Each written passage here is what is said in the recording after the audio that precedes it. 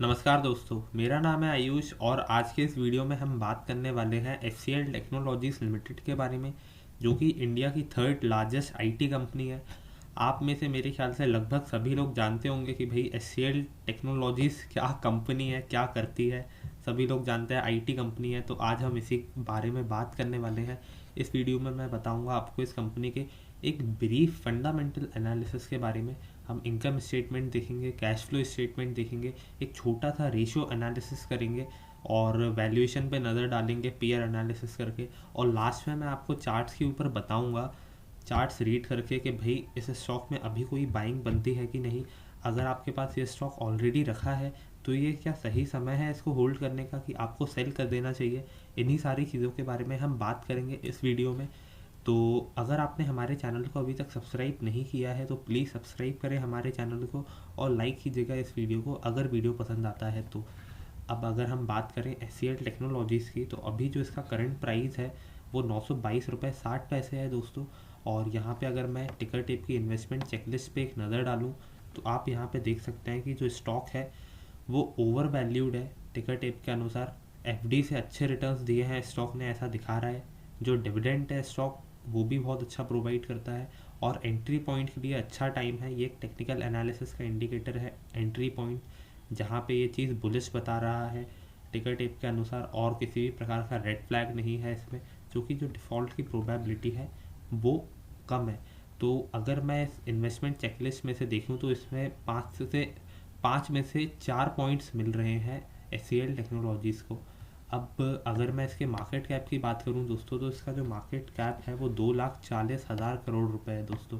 और ये टिकर टेप के अनुसार 15वीं रैंक पे है। ये बात तो हो गई इसके मार्केट कैप की। अब अगर हम इसके हिस्टोरिकल रिटर्न्स को देखें तो वन डे में 0.96% रिटर्न्स हैं।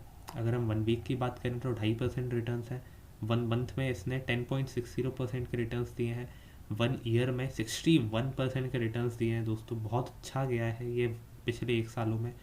और अगर हम इसका लो देखें तो 375 रुपीज़ का लो इसने बनाया था, फिर उसके बाद जो भी इसने हाई बनाया है वो 934 रुपीज़ का बनाया है। तो जस्ट 3 गुना इसने पैसा किया है एक सालों में अगर हम देखें तो।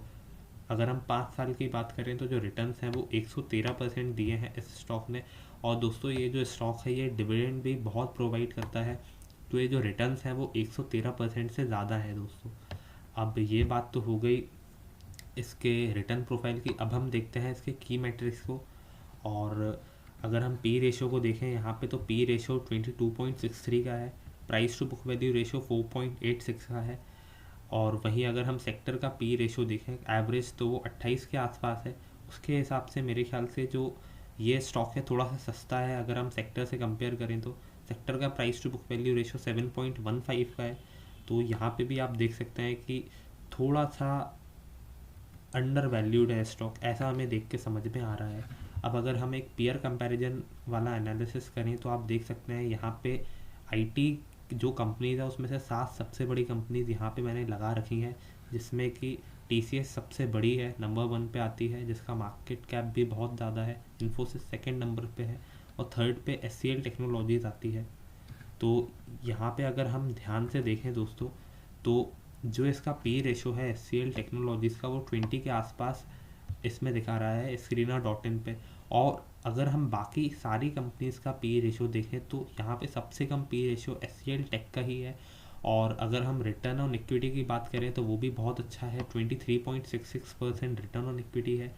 रिटर्न ऑन एसेट्स 12 महीने का अगर हम देखें तो 20.05% है। तो ये भी बहुत कंफर्टेबल नंबर है अगर हम देखें। और एक अगर हम छोटा सा एनालिसिस देखें तो आप देख सकते हैं कंपनी डेट फ्री है। ROE है जो वो 24% रहा है पिछले 30 सालों में। डिविडेंड पे आउट 18% का रहा है। जो सेल्स की ग्रोथ है वो 19.5% रही है पिछले 10 सालों में। 19.5% दोस्तों सेल की ग्रोथ बहुत बड़ी बात है। इसी वजह से जो कंपनी है इसने विप्रो को भी पीछे छोड़ दिया है और थर्ड नंबर की अब कंपनी बन गई है। और अगर हम कुछ रेशियोज को देखें तो रिटर्न ऑन कैपिटल एम्प्लॉयड 27% है, जो कि काफ़ी ज़्यादा है। और प्राइस टू अर्निंग्स रेशियो यहाँ पे 20 का है। तो मेरे ख्याल से ये जो स्टॉक है अभी थोड़ा सा सस्ता है अगर हम बाकी आईटी कंपनीज़ को कंपेयर करें तो। ये बात तो हो गई हमारे छोटे से रेशियो एनालिसिस के बारे में। अब हम देखते हैं इस स्टॉक को चार्ट के ऊपर और चार्ट पे समझते हैं कि भाई अभी इसमें कोई बाइंग बनती है कि नहीं। तो मैं यहाँ पे दोस्तों एंजल ब्रोकिंग का चार्टिंग प्लेटफॉर्म यूज़ कर रहा हूँ। अगर आपको एंजल ब्रोकिंग में अकाउंट खुलवाना है तो उसका लिंक मैं आपको डिस्क्रिप्शन में दे दूँगा। आप अगर उससे अकाउंट खुलवाएंगे तो आपका अकाउंट फ्री ऑफ कॉस्ट खुलेगा अगर आप मेरी लिंक यूज़ करते हैं तो। यहाँ पे मैंने कैंडल स्टिक चार्टिंग यूज़ करी है और वन डे का डेटा लगा दिया है। आप यहाँ देख सकते हैं कि जो स्टॉक है ये एक अपवर्ड ट्रेंड को फॉलो करता हुआ जा रहा है। ये जो रेड लाइन है ये 50 डेज़ का मूविंग एवरेज है, इसको फॉलो करता हुआ जा रहा है।